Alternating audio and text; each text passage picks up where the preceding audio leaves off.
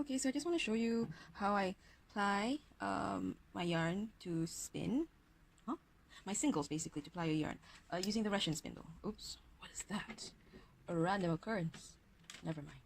Anyway, so I've shown before, this is my regular Russian spindle. So it's quite shortish, just about under 20 centimeters, I guess. Didn't really like measure them in. And I'm sorry for this technical glitch. This is a longer one. I got them both from Jane Bo shop over on Etsy. She's based in Russia, so she makes her spindles with a metal tip.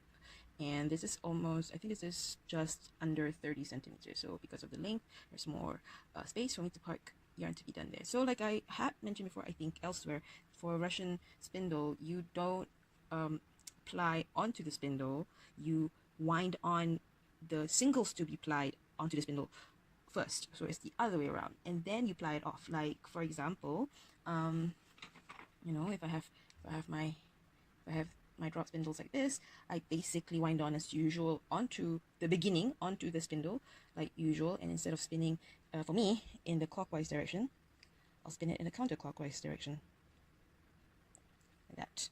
But for the Russian spindle, you do it differently, so that once you're done, let's say you've finished loading up all of the singles, you also spin, in my case counterclockwise, onto a surface or supported spindle bowl like this one right there. Hold on, like this one, you know, just put it down there, push it a bit, then like ply it off, spin it, and lift up what's been plied off the spindle onto like a ball like this, like applying onto a, there's inside there's a piece of tougher paper, so it's like a plying ball. Although in my case, I have found that I much prefer using what's the word for it, using a bit of fiber, because I do have this box of trash fiber, like fiber like not to be used, and I use that as a core to ply off my fiber, my yarn, and it's like better for my, because I don't have big hands, all right, my hands are small, but I tend to load like about 40 to 50 grams of yarn anyway.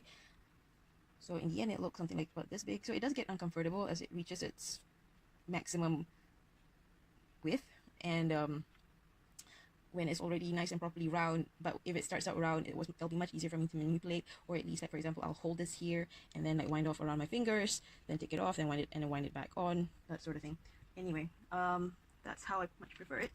And then let's see.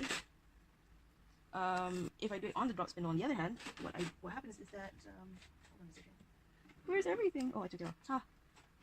If that's the case, if I do it separately, then what happens is that I wind the two singles onto another, and make another ball, a plying ball.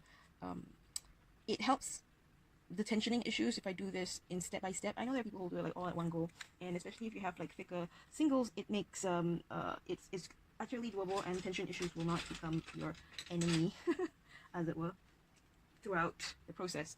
Then if I were to do like that kind of like plying, then I will, what is this?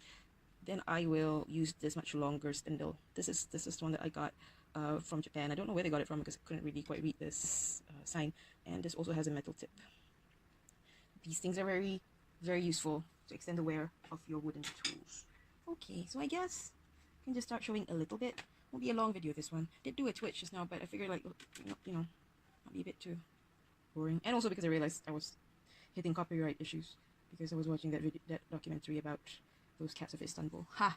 They're so cute. Anyway, so the tensioning issues, right? So, you know, for me, like if I want to do like these kind of lace singles, they do have to be high twists to make sure they don't fall apart during the splying process. So, but what happens is that tension would be a thing, and all these twist backs might happen. This kind of twist backs are still okay, right? Because it's twisting together.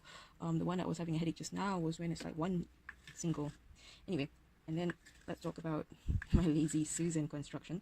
So the paper core is just paper I took from my rough notebook, and I wind it on the core of this winder, this one. Yeah, that's how it works. Wind it on, right, so I just put that away. Now in this case, I wound on the two singles onto two separate cores, made a lazy, an even lazier lazy Susan, with these are satay sticks, which is basically palm tree spines, and these are drawer organizers from Daiso, just untrimmed, because basically what I need is to make this bit and they're quite flexible, so I can push it further or narrower. So that helps the mechanics of the unspooling. So bits of single slash thread doesn't get caught in the sides or on the spokes itself, and that just messes up the tension even more. So this is how, and I'm doing it manually, right? So I'm gonna have like dang strong wrists at the end of it all, I hope. So this is what I do. I'm beginning to learn about winding on, and I'm beginning to relearn about the necessities of, oh, there you go, see, it's messy, the necessities of really planning out your wind on. So you see, one of the problems when you do it messily, and I don't have any examples for now, is just that let's say I do it very messy, right? I'm just like packing it all around here or something. As it slides off the spindle, like, and if you don't do it firmly and well placed, it's just going to then the yarn under it keeps wanting to get dragged up, and then like ruining both the wind off pattern slash motion, and also introducing more friction, which either weakens the structure of the single or felts it, and other nonsense stuff that might happen, and then just you might still have like so much left to ply, but you've already like ruined your, not ruined, you just realize you've made your life a lot harder than it needed to be, and you've got a long way to go in terms of applying the rest of it. Then what happens then, for me, the last time that happened, I literally had to take it off. No, I mean not take it off, I literally had to break it off and then reply it, where this became that thing, a distaff, a makeshift distaff, and I spun it off onto a drop spindle instead. See, this is what happens. Look at that. I want to be free. Oh boy. Okay. Okay. All right. So just a short one today. A short one today, and that's what will be occupying me for the rest of the afternoon. Ooh, see, uneven tension. I have to smooth that out first. All right. Okay. Now that's all for today. Thanks.